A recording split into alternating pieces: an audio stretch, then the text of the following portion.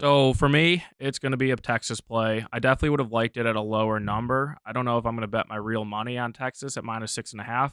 I hope they win for some preseason bets that I've made on the Longhorns. But this really bet comes down not really trusting Oklahoma. I know they're 5-0. They look much improved in Brent Venables' second season in Norman, but they haven't really played anyone good.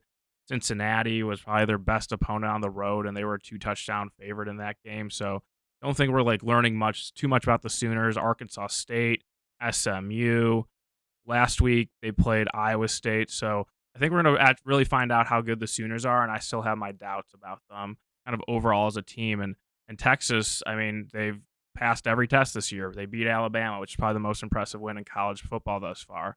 They destroyed Baylor in the Big 12 opener. They beat Kansas last week in a game where they left a lot of points on the board in the first half. So I think there's actually more room for this Texas team to improve, and they're the third-ranked team in the country. So this is a Texas play for me. Not sure if I'm going to get there at the current number, but Longhorns is the only way I could look. All right, Colby, you have made a bet on this game, but you have stuff to say, but I don't think you have a bet for the show. I got it. I got it when it opened. I took Texas -4.5. I love that number. It's 7 or 6.5.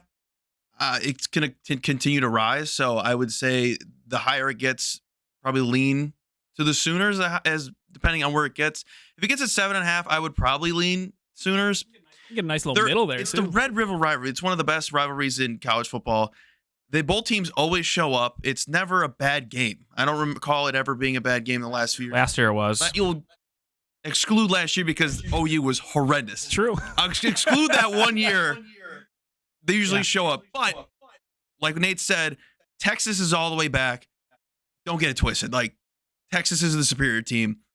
It's tough. It's tough. If you like Texas, take Texas. But I don't think I can pick a side in this one. I picked a team total. Oh. I'm going to go Oklahoma team total under. I think it's at 27.5 at most places. And as long as the total keeps going up, which I think it probably will because people think this is going to be a shootout, I'm going to take Oklahoma team total under. I think this is the best defense Oklahoma has faced all season long by far. I don't think they faced a top 25 defense all season long. I think they are going to really struggle with the pass rush, with the secondary.